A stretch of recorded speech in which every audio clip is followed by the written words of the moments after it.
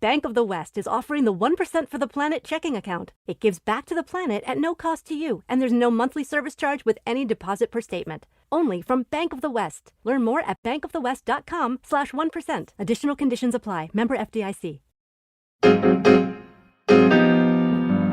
The Bachelorette and Friends. From first love to happy ever after. What's that? From dating to dick pics. Oh my. Oh no! The Bachelorette and Friends.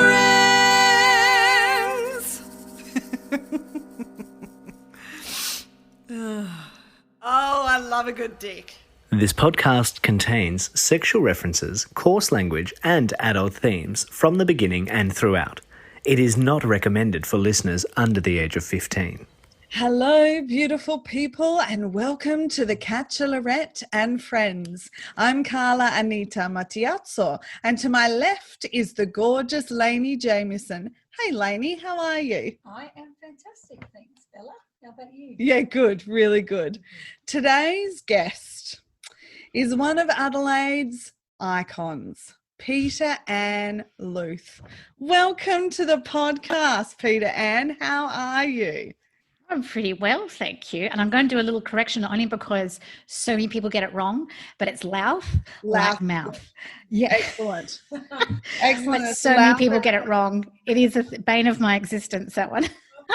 It's okay. Original with my name, and I'm continually spelling it out. M for Mary, E for egg, L for Larry, I for indigo. Yeah. Okay. Well, try Matiazzo. Everyone fucks that up. So yes, I can. I was going to say, like, you would understand more than most. Everyone looks at it and sees the double T and the double Z and goes, fuck that. I'm not going to try it. So, yeah, I totally understand. There's something very romantic with the way how you say it, though. Like, there's something quite lovely about that. Matiazzo. You just go, yeah, that's good. I like it. The Italian language does have a nice melodic theme to it. I think, you know, we're quite passionate and expressive, the Italians. Okay, so to bring the listeners up to speed, this podcast is based on the premise of my award-winning cabaret show, The Bachelorette. There's always a catch, where I talk and sing about first love to what I thought was happy ever after and everything in between. And I mean everything. So let's start there, Peta-Anne. Can you remember your first crush? First crush. I think it was more on the movie screens. I think, what was it? Earliest crush. In the person, I think boys liked me before I liked them. It was a very awkward phase, I remember. Mm-hmm. Now, I'm a little bit older than, well, definitely you, Carla. I don't know, but I'm definitely older than you. And it's so we're talking about the 80s, early 80s, and the boys really sort of took a liking to me. So it took me the longest time before I actually went, oh, okay, then I like you back. So I think I was about, 12, I think, by the time I was a little bit later, before I went, oh, okay, I kind of like you, you know, and having that back in the early 80s, it was all about, you know, having the pash. It's all about have you pashed yet? Have you done the full deal? Have you gone to that base yet? Have you pashed him yet? Was often the question. So you kind of felt like socially you had to pash a guy in order to feel like you socially would fit in. So yeah, it's true. The pressure was at 12 real. You're going, yeah, it was. And the whole tongue down the throat, I was like, oh, no. No. You know, I just wanted the movie star pash. Sorry, what was that? I said it wasn't even good tongue. It was just bad tongue by adolescents. It was bad tongue because back then boys, because they didn't know. So it was a lot of tongues kind of swirling around your mouth. Nah. You just end up with saliva just everywhere. Delicious. Delicious. So crushes came back later. I think I had a full crush on movie stars like Tom Cruise back in the day. Don't judge me. But back then Top Gun was pretty big, and I think we all used to go to the cinemas and scream at the screen. Oh, really? We actually reference Tom Cruise in the show when I talk about one of the dates that I went on Yeah, it's interesting that you bring up Top Gun. Yeah. There you go. Well, now if I watch her, it's Val Kilmer the whole way. But, back then it was Tom Cruise. Yeah. It's a bit hot too in the Doors movie, I must say. Must say. Yes, right. Batman. He was pretty good in Batman, I have to say. It's true. So from first crush, Peta-Anne, where did you go from there? So in the podcast, we talk a little bit about teenage romance being like training wheels and preparing yourself for adult relationships. So did you have any training wheel relationships as an adolescent? No, I was, I guess I did. I had lots of little boyfriend relationships and I always struggled with them because, I was a bit mature. I was a bit of a wild thing as well. So I was pretty, back then a bit untamable. And so, I was that girl that used to smoke behind the sheds and, sit in the back of the bus. And I was just commenting to a friend of mine earlier and going, I was one of those girls because back in the 80s, my first school was at St. Aloysius College and they were still having nuns teach. And we used to make the nuns cry on the regular. So, Boy,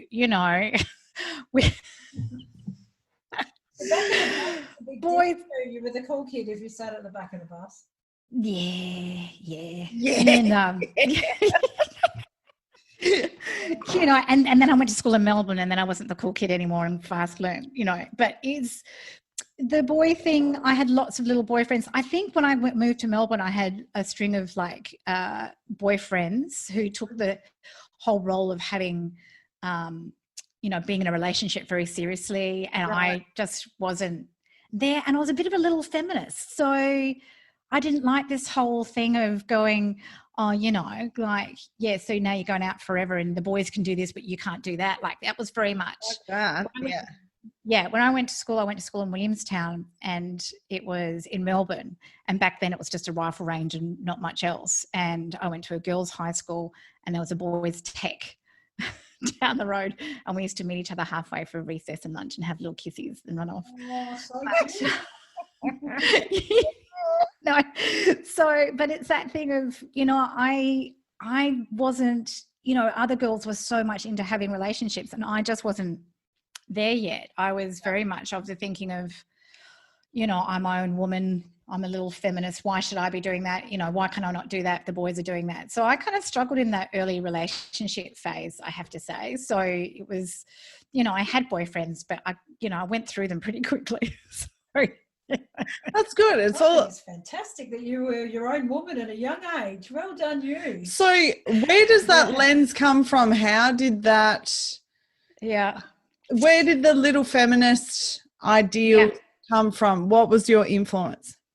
So the influence there was my mum was a single mum, from the age of 9 and from the age I was 9. And we moved into, when we were living here in Adelaide, in a place that was very close to St. Peter's, and St. Peter's Community Centre, which was very, in the 80s, was at the forefront, the 70s and the 80s was sort of part of the forefront of feminism at that stage. Mm-hmm. So there were a lot of mums becoming single mums with children, and we would just run the streets and the mums would get pissed over Coolabah cask wine and talk their politics.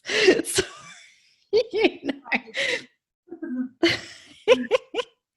so, and I think that's where I got it from. I got it as that whole thing of there was this whole thing around,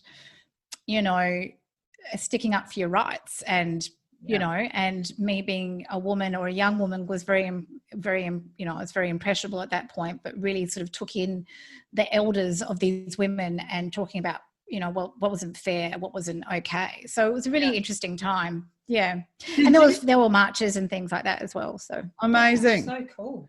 Did you feel, and I know through my journey as a female with my mum, I felt sometimes that she swang in the opposite direction, in that if I had wants of being a mum, being in a relationship one day, that was not okay. You must only strive to be a successful, independent, hardworking woman without all those other things, because being a domestic, like being a wife and a mother, is not what fits into what a woman should be. I felt like my mum was very much, she worked really hard. She's had to do both, but she didn't want me to have the family and the husband and all that kind of stuff. And that I felt really pressured and really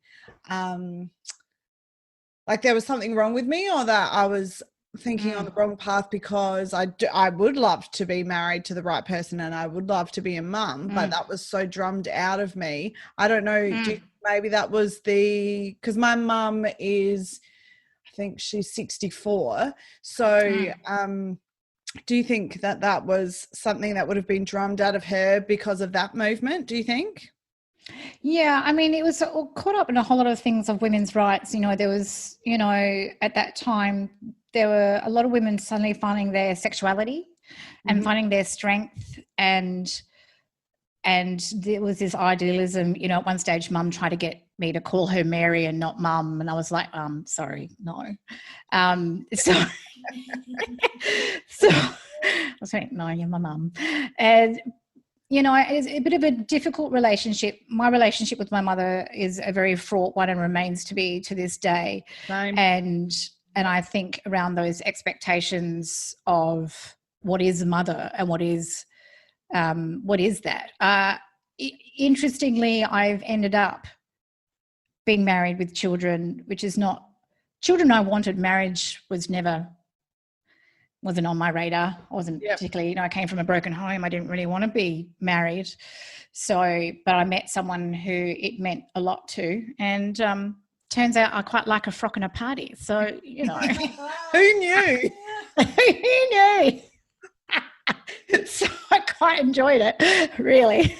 So I've ended up being quite traditional, which is quite against everything I was brought up with. But then my mum was also quite traditional, so she was fighting out of her religion. She grew up in Spain as well with with a huge amount of religion, and you know, she's not Spanish, she's English, but we've got Spanish family in Madrid, so she was sent to boarding school in Spain. And so Catholicism was such a big part of that, and so was my first part of my childhood up until I was 9. We used to go to the church. So, and then Mum, you know, broke up. You know, Dad left Mum, and then we ended up. You know, she was trying to find her inner feminism.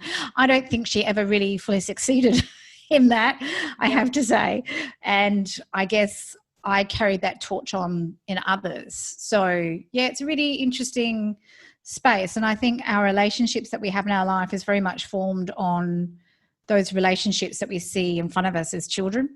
So yeah, you know, I think that's always in it. I've done a lot of therapy and a lot of work. Yes. To be this.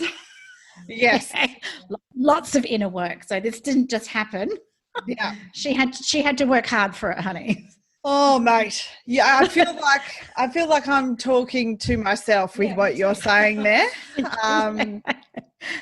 Like you, I don't have a relationship with my mum at all, and that came about through circumstances a few years ago, and it really made me step back and totally reassess who I was, because I was I was brought up a Catholic.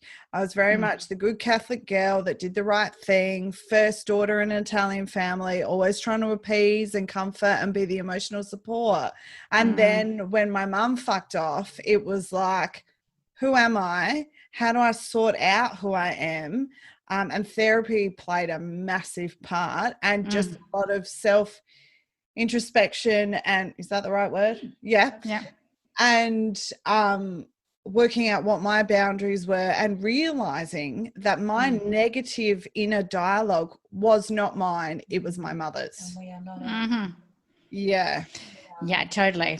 So, and that takes a lot of acknowledging. And, you know, since I've become a parent, then for me, that's been a thing that I've had to be really aware of is, you know, breaking the mold, as it were. So, you know, I refuse to take on generational trauma any further. My mum comes from generational trauma. My grandmother comes from generational trauma. And I got to this point, I went, oh, no more. I'm putting the line in the sand. So my job is for my kids is to ensure that that trauma doesn't continue on. And that's something that I continue to work on and will forever work on, because that's why I am the way I am. I'm a, you know, former addict. I'm a alcoholic that no longer drinks, and I have fought tooth and nail to be the person I am today, and that doesn't come lightly. So I cherish the good moments, and my husband, you know, bringing it back to topic, my husband and I, it's very queer, my husband and I, we literally, we are each other's first long-term relationship, and we've been together for 12 years now. So before that, I didn't have any long-term relationships at all for the entirety of my life. So because that comes from my inability to kind of, well, until that time, to emotionally be vulnerable and be okay to be in that space, right? So, Carla's nodding emphatically, enthusiastically, and all the things. Yes, all the things.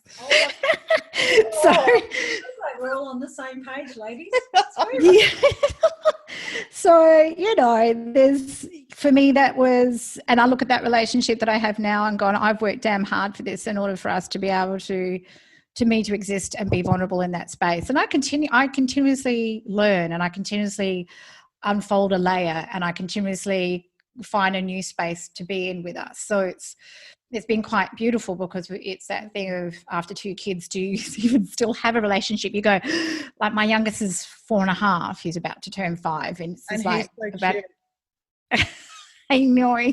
And he'll probably come in a minute, because he's coming home, and he'll hear me talking and he just wants to be involved.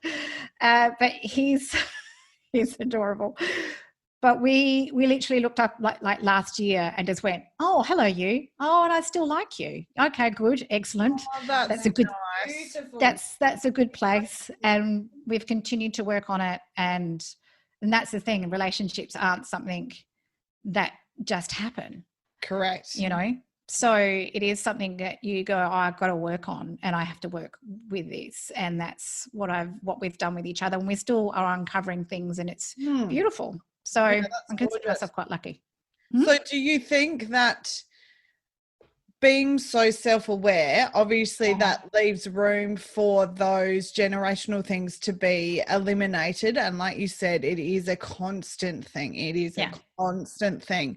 So do you think being so self-aware and having your eyes wide open makes your relationship with your husband better? Because from my life experience, the relationships that have been fucked have been the ones where one or both people are not self-aware on many different levels. For example, one of my longest relationship, I was still in the mode of, I'll make you feel better, I'll help you, I'll put myself last. And because I wasn't self-aware of, hang on, this is about self-worth, I actually need to check in with me, that was fucked. And then he was fucked from another angle. But do you think that helps with your relationship?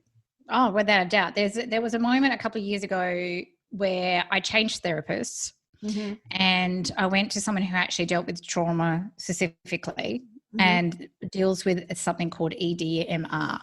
So I don't know if you've heard of it, but it's exceptionally useful particularly for those dealing with trauma, and which is about rapid eye movement therapy. So it confuses the brain, really. So it gets to the core of your trauma much quicker. So, which was excellent. And I remember coming home to my husband and going, and I was telling him all about it, going, this happened, and then this bit happened, and I was telling him bits from my childhood, and he goes, we've been together by 10 years at this point. And he said, you've never told me any of this. And I went, oh, yes, I have. And he went, no, you haven't. And I went, God, surely I have. He went, no.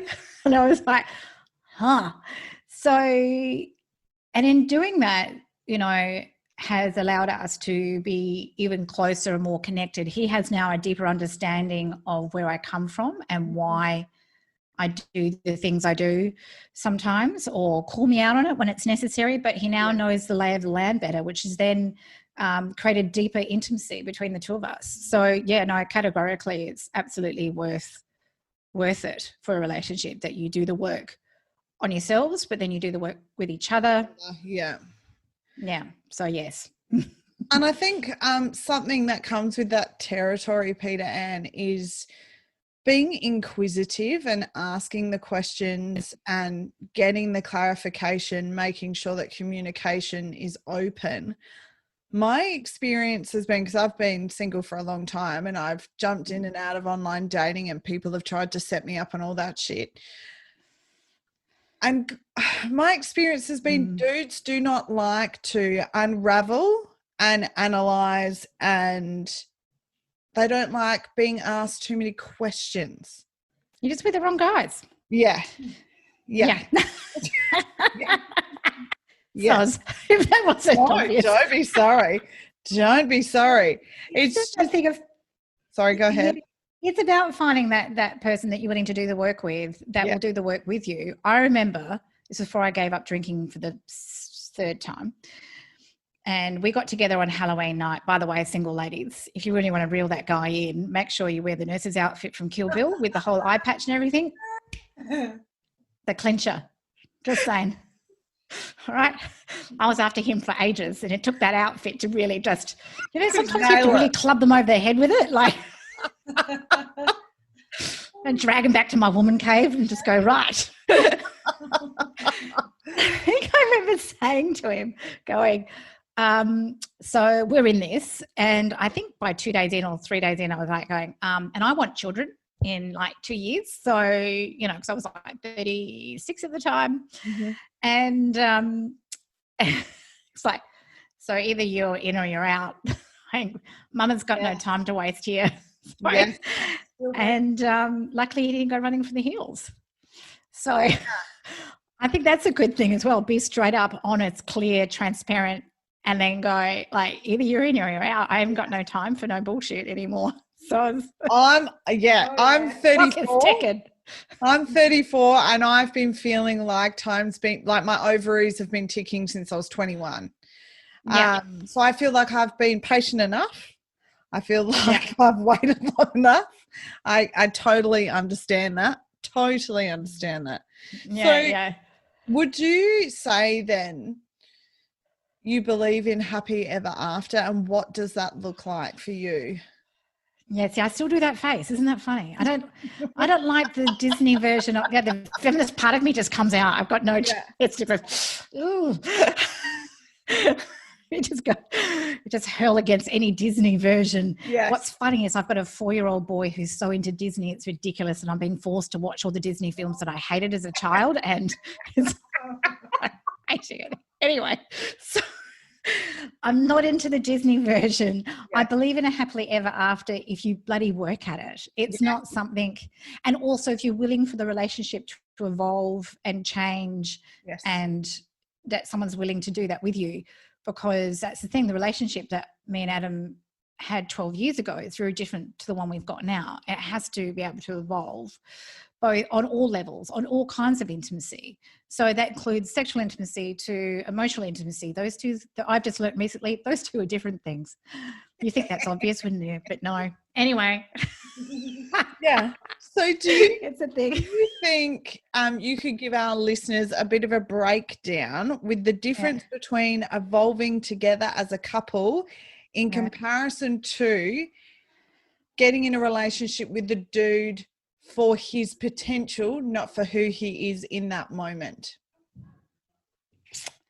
I think we've all got to lose the idea of perfection, and then this idea of the Disney version of romance, which just isn't real or attainable. Mm-hmm. I think we've all got to be realistic about our expectations around that. And I also think that with, you know, the way that my man dressed when I first met him, can I tell you, to how he dresses now is very different. So,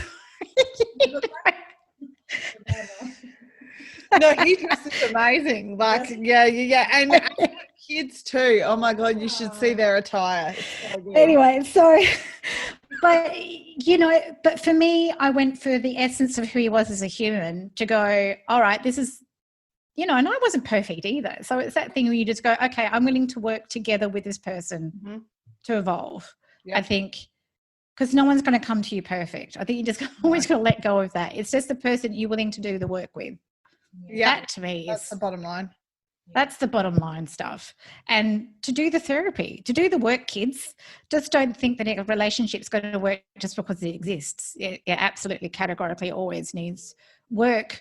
We all need work. We've got to, but also you've also got to create the time and space for yourselves as individuals. That's the thing, is that Adam and I are individuals in a relationship. We're not joined at the hip, and I could never be with anyone that socially was a huge indicator, because he literally, so I told you, Alfie's coming in. Hi, Alfie.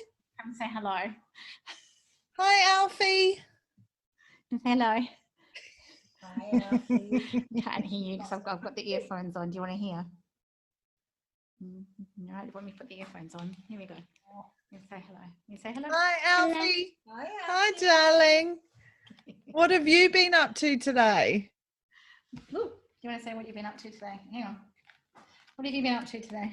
I don't know. You went to kindy? Yes. Yes. Brilliant. Brilliant. Time. Okay. Gotcha. Oh, God, he's so cute. I told you you had to come in and say hello. Bless you, really hard. The 9-year-old is just immersed in an iPad. That's what happens at this time. And like, you couldn't give a hoot about what mum's what's doing. going on. Yeah. Get this, mum's not cool. Can you Yeah. believe it? It's a bummer. Well, I'm not cool. Yeah, that's ridiculous. That's actual ridiculous. Like, that has happened. I can't hold hands with him in public because mum is so not cool. So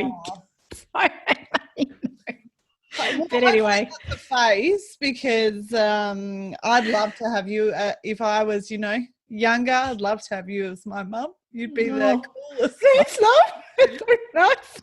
Oh man.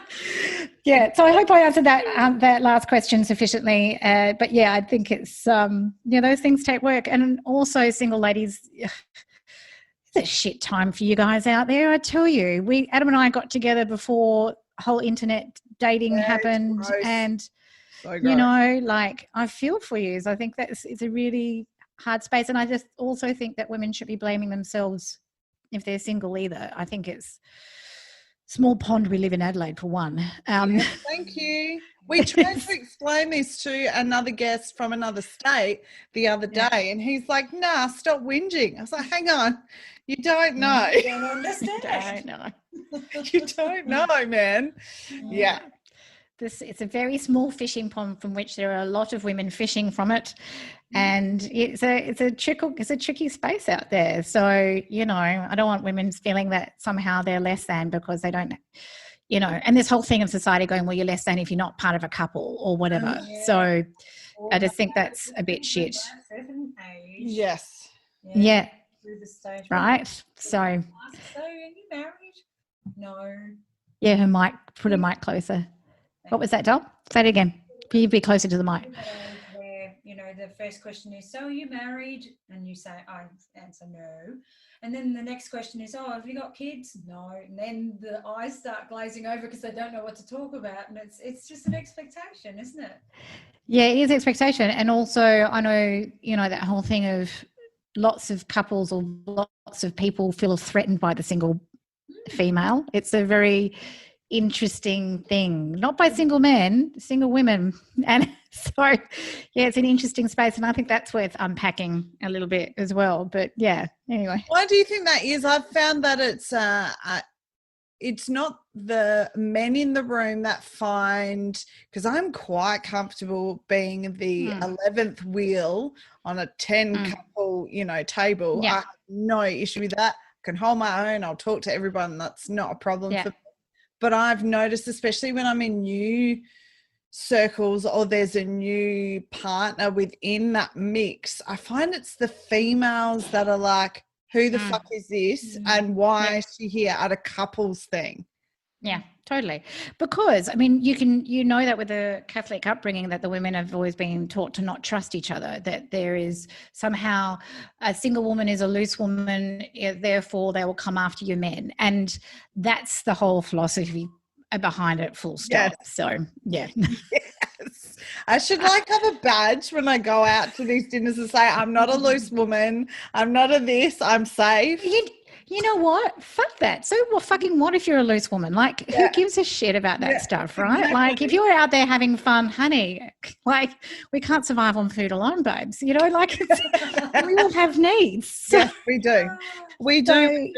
It doesn't, this whole thing of like, you're demonized even if you are into having casual sex or whatever, because that used to be my way of, you know, dealing with things, of not having relationships, but, you know, having lots of sexual partners. And you looked at as being somehow less than, and you know, whereas a man who's doing the same thing is a hero. So, you know, yeah.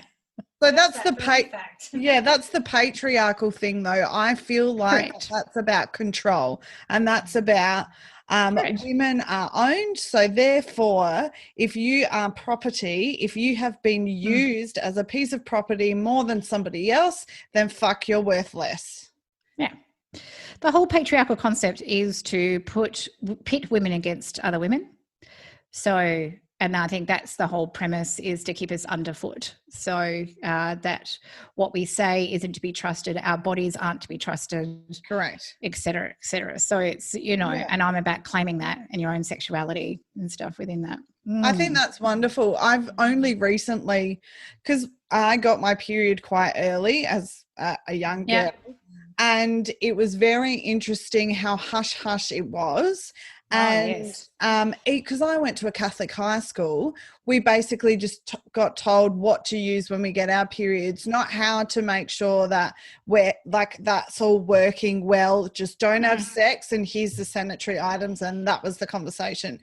And I think going back to the Catholic thing, there's so much guilt around all that bullshit that I've had to filter through. I don't know about you, Peta-Anne, but even like you're saying, sexually, I know there was always, until probably my late 20s, there was a lot of baggage that I was holding on to. Even in a serious potential marriage relationship, I would feel very, very guilty. And that, like, after my partner and I were intimate with each other.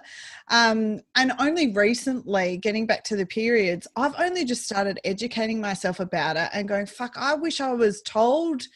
What as women, we know, like the women that have gone before us know all this shit. Why the fuck have we not been told about this? Oh, hun, do not get me started, because if you do, I'm about to wear up the fire engine.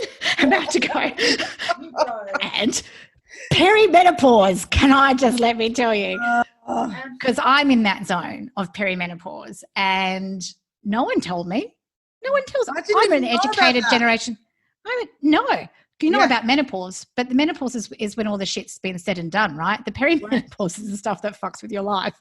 So, and that's what's happened with me, is that my health has been flipped around this way. I was just saying, because I've been seeing a pelvic floor physio at Power Living, by the way. Excellent. Yes, and I recommend every woman go see a pelvic floor specialist by Amanda at Power Living. She's like the best. Right. Anyway, I'm learning things. And I'm learning things about my body and my anatomy that I've never known. But also, I let her know that it wasn't until my early 20s that I knew that I peed from a different hole. Yeah, see?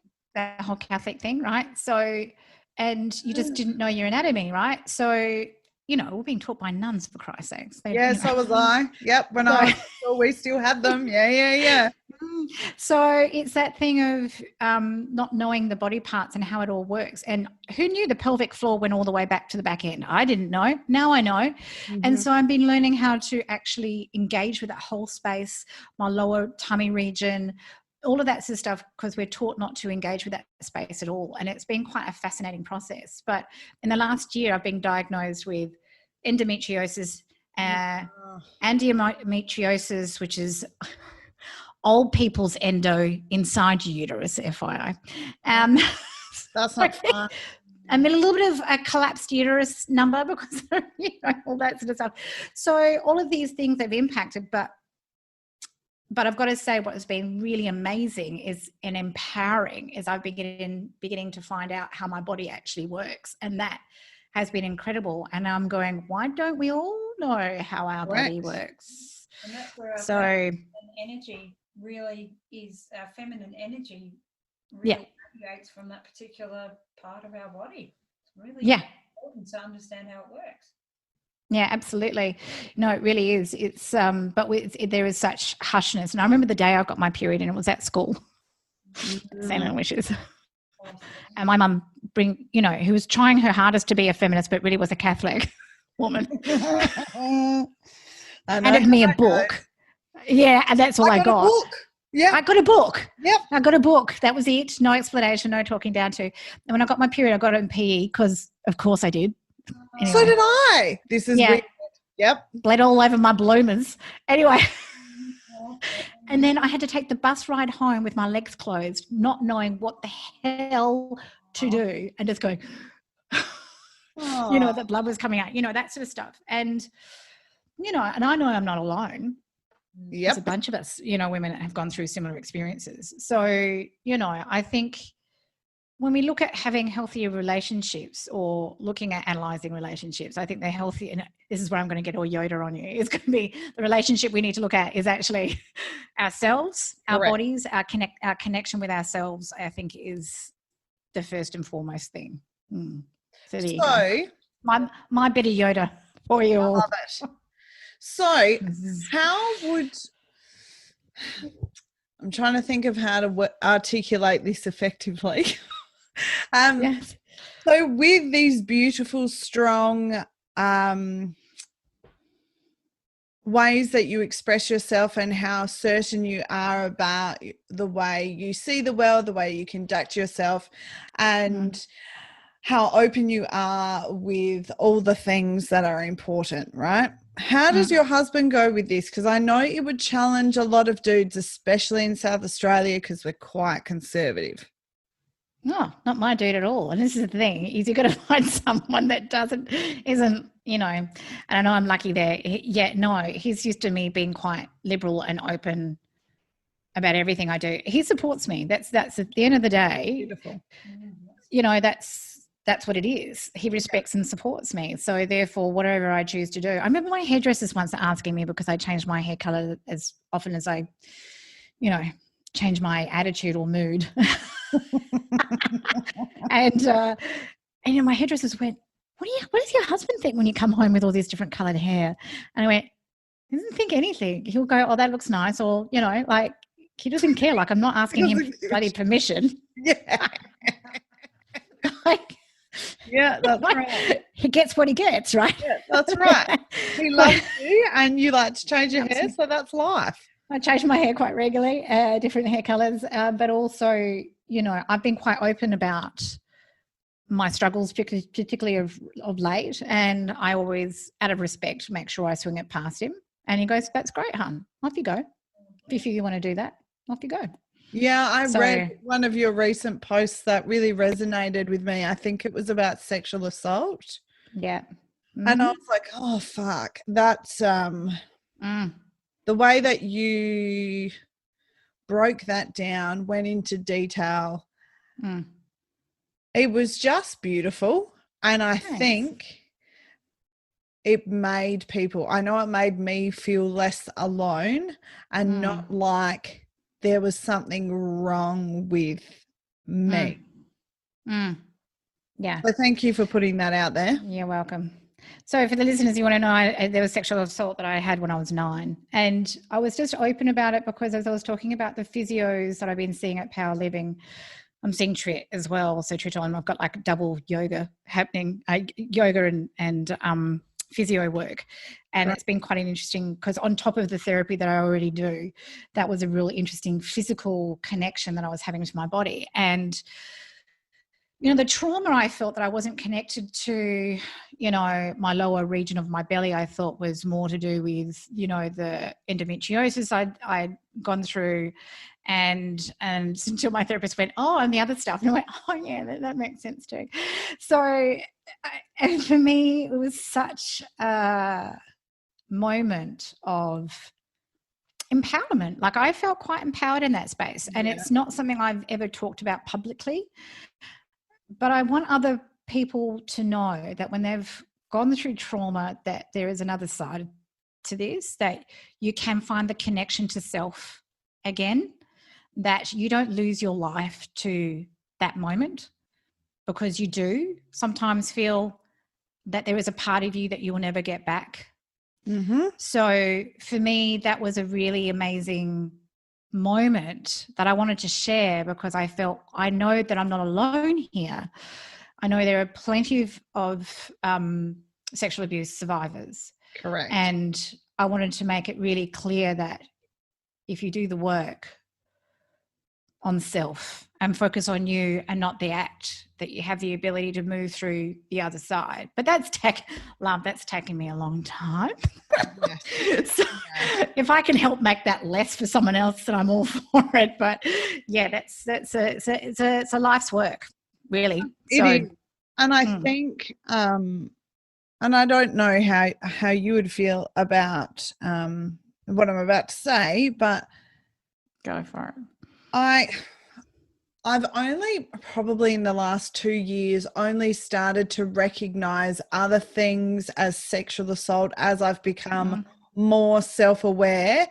Even though I'm a trained teacher and we do responding to abuse and neglect training and all that kind of stuff, it's easy to just switch that own trauma in your own life off and just focus on, okay, this is for my job, so I know that I have to look out for these things in other people. But then when you have to renew that so often, you begin to go, hang on, I see this and this in myself, and actually this and this was abuse. Yeah. That you just had to ignore for various reasons. And I'm finding that really interesting. I don't know if it's because I've started about 4 years ago, 4 years ago, I started to really delve into who I was and what I was about and where I wanted to be and what I wanted my life to look like and all that kind of stuff. And that just started unveiling things that I had maybe just quietly put to the back of my mind and gone, no, I'm fine. I'll just leave that there, Yeah. Yeah. It's what we've been trained as women to do, is to keep going, make everything fine. We're all fine. You're fine. I'm going to make this fine because I'm going to make this uncomfortable for you. This is all good. And it's our job to be the peacekeepers. So it does become a thing that we become aware of later in our lives. I have lots of micro, I wouldn't call them micro. I just put I call them micro next to the actual biggest sexual assault that I had as a young person. But there's lots of sexual abuse that's peppered throughout my teens and 20s for sure. So, and it's just how women have been treated for the longest of times and what's considered to be okay sexual conduct, to the point, even the whole thing of, you agreeing to go home to someone's house and then realizing when you're there you don't want to go through with it, but that other person convinces you to do it, that's still assault. So it's sort of that thing that we are learning to know where those boundaries sit and lie, really. So it is around language and it's around community. It's about sharing of stories so we can understand what that made us feel like. So yeah, it's a pretty big one, that one. Yeah, for sure. And I think there needs to be way more education in schools about that. There needs to be, I know in a lot of independent schools, I'm not sure if it's in public schools, I think it may be, I'm not 100% sure, but there's a thing called the Right Journey, and they talk, it's all about sexual development, they talk about consent, they talk about all that kind of stuff, but I really think it's something that needs to be done a lot younger, and it needs to continue different shapes and forms of it each year for a young person. I think My two boys have gone to Lady Gary for their preschool years. So tell us about that. I don't know where that is. it's loosely based on Montessori. It's actually, Lady Gary was quite a famous character. You have Lady Gary childcare centres around the country, and there's two here in this state. And I always knew that I wanted my kids to go to that space because of how they do modelling of behaviour, and education is done. Well, learning is done through play. And when they're very young, you've got like one carer, that sort of thing. So they're really taken care of. That's good. They're very big across Indigenous culture as well, which is what's amazing. But also it's all about my body is my body and your body is your body. So they're very much about that sort of stuff. And that's one of those things. But you absolutely, and I have those conversations with my kids, obviously. And there's particularly because it's a different era that we're now living in, because the tech era is a far different space. And my kids, particularly my eldest, knows way more than I do. So I'm constantly keeping in touch and abreast of what he's doing. But that's my job as a parent. But I constantly have these conversations with my kids in regards to who has the right to touch your body and who doesn't. And I think it does need to start at home. And there's plenty of books around this sort of stuff too now, which is really great. So really, to be an active parent, you absolutely need to take the steps and not to rely on schools per se. So, I mean, you can actually be part of your school community and drive that. And we're lucky that my eldest son goes to Gilly Street Primary. They're really excellent around this stuff as well. So, I think that's a really sort of big one. But it definitely does need to be more around safe bodies. And I have seen a lot more of that sort of stuff in public schools around that safe body stuff. So that's really good. And it's interesting, like, because I am one of the last few standing in all my friendship circles that don't have children. And even though I was an educator, it's really interesting to see the mix of parents' attitude in regards to that. Like, I don't understand how some parents just want to avoid the topic altogether. I don't, in this day and age, that's actually not a safe thing. That's not, it's not safe. It's not safe, yeah. It surprises me. It really surprises me. I think, if you come from the upbringing that we've both clearly had, that sort of stuff is really important, that you are framed by your upbringing, that's for sure. So I was wanting to do everything my parents didn't. So I'm basically the antithesis of their parenting. Yes. So, but I do think, it does require a lot of being across it at home. You have to be present. But that's hard though. When I was running my business last year, and trying to be on top of all those and be a present parent, like, it's in this day and age, it's a really hard thing for us to be across everything. It's hard because parents are both working mostly, and you've got these busy lives, and then it becomes this thing that becomes all consuming about what is the right way to parent. There's so many shitty messages about you feeling guilty if you don't do this, if you don't do that, if you don't do this, you don't do that, and if you should do this, but then you do less of this and do more of that, and still most of that still falls on the woman's shoulders. So so that there's a lot of that. But I mean, that's all said, I do believe in accountability for your kids, and if you're going to bring kids in this world, you absolutely need to take the time to sit down and explain about their bodies. So so important. I've just been baffled sometimes when my friends just refuse to even acknowledge that, they don't, I don't know, it sits really wrong for me. It just makes me concerned about that young person's safety and their ability to be able to effectively communicate when something's not quite right with them because mum and dad refuse to talk about anything around this topic.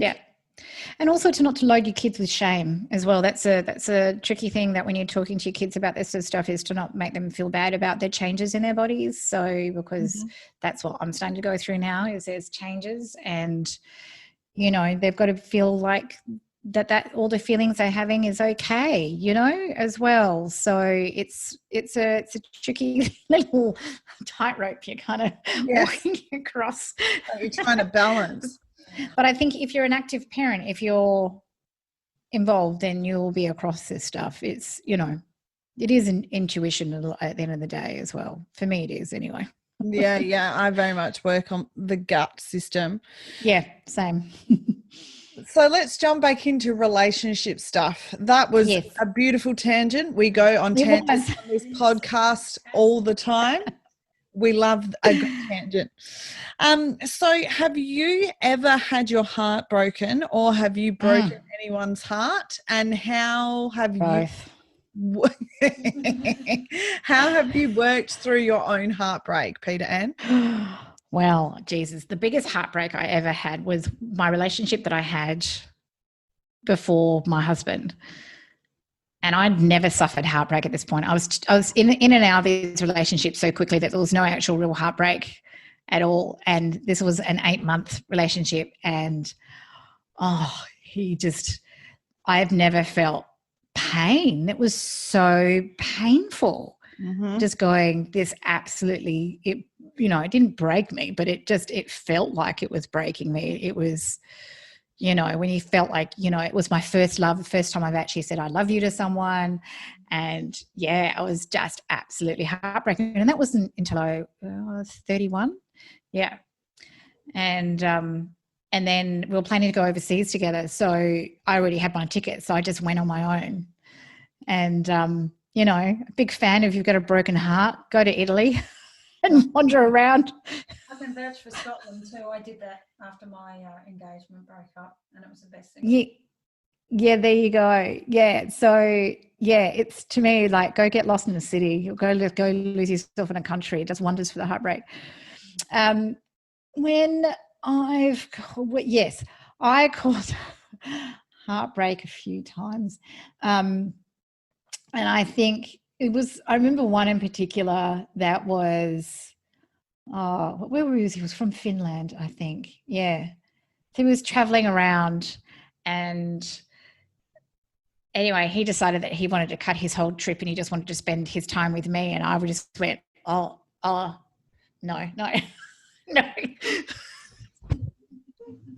We're done. So, you know, because he was like hook, line and sinker, he was in, and it was beautiful while it lasted, but it was also, I knew there was no future in it. So anyway, I knew that from, you know, that I broke his heart a little bit for sure. So, but yeah, heartbreak's an interesting thing, isn't it? So how did you get yourself out of it other than going overseas, Peta-Anne? How did you get yourself out of it? What did I do? Well, that's kind of what I did. I just went overseas and just traveled and stuffed my face full of art and food. I love it. That's what I did. Sorry, I think I did at the end there fall off the wagon though. So it wasn't a good ending, but I had to get myself up on the wagon again. So, you know, how can you not drink in Spain, right? Anyway, sorry. So, yeah, that was it. In the show we talk about catches. For example, a catch that has been mentioned by all the boyfriends that I've had as an adult is that I use too much toilet paper. And this is before the pandemic, everybody. And yes, I've mentioned this now nearly every episode of the podcast. So, would you say there are any catches you've come across in relationships, or has there been a similar theme that has been mentioned to you in your relationships about what your catch was for somebody else?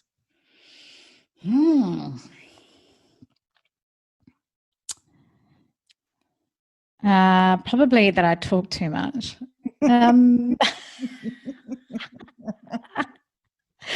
Funny thing about the toilet paper, my husband is someone that wants a toilet roll with the roll going that way, whereas I'm an under. Yeah. Oh, shit. So there's a discussion, a heated debate about which way the toilet roll goes. And also, what the fuck? Why can I not put the toilet roll in the bloody bin? Yes. Yep. What's the Yep. Change the fucking toilet roll. Or change the toilet roll, and then when you take it off the toilet roll, to not put it in the bin when the bin's right next to the toilet, but you put it on the shelf in front of it. And I'm going, what the actual fuck? So, I read something. I can hardly hear you, love, by the way. I howled with laughter when I saw Kitty Flanagan reference this very point in her 488 Rules for Life. I do want to read that book actually because it seems quite funny. Yeah, really funny. Yeah, she's yeah. Roll and the changing of the toilet roll. And yeah, one square. It's really good. That's what she said. It is the thing that will make you have relationship arguments every time. It's always about the toilet roll. I think the talking too much. You know. Oh, geez, I'm just trying to think what were deal breakers for me. For other people with me, you know, I've always been an out there character, and I think sometimes that was considered to be too much for some people, you know, that I moved at a million miles a minute, and, you know, I just had to find the yin to my yang, and that's what I did. So, you know, he's my calm rock now. Well, I whiz around him. I love it. I love it so much. It's so interesting, Peta-Anne, that you are saying so much in this conversation that I feel like is exactly the same for me. Exactly the same. Exactly the same. In the show, again, there is a chapter where we talk about and I sing a song about how I've been told I'm too much by just about nearly every romantic partner that I've had. Yeah.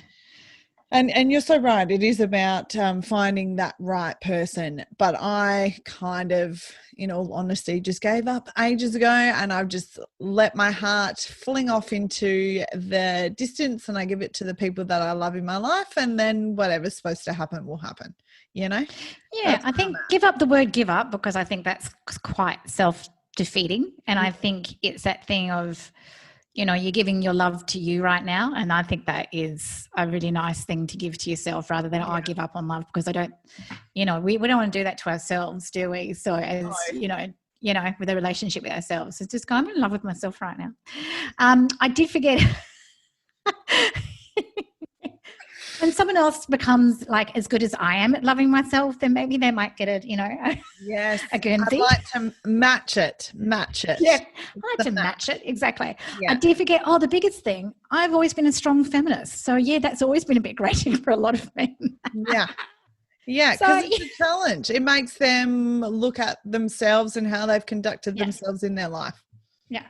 It's a mirror. So finding someone that actually doesn't frighten easily, which my husband doesn't, thankfully. So, and he doesn't mind when I pull him up on stuff, because, you know, I had to slap the 1950s out of him a little bit when we first met. Brilliant. Do you have any, before we go, Peta-Anne, and this has been fucking excellent, thank you so much. Is there any parting words of wisdom that you could give our listeners before we let you flee off to your beautiful kids and your hubby? No, the utopia land that I never thought I'd actually have, right? So the hard work starts with you, kids. That's it. Nice. Don't look for external gratification. Go in. Beautiful. Perfect note to end on. Thank you again, Peta-Anne. You've been excellent. You're welcome. Thanks so much. I really enjoyed it. Oh, it's good. different because I'm used to doing my podcast. So this is really interesting being the person on the other end. So excellent. I'm glad you enjoyed it. We've loved having you. Yeah, great. Okay. We'll see you guys later. Ciao, ciao. The Catchalorette, with friends near and far, from heartache to catfish and sex toys. The Catchalorette and friends. See you next time, if you dare.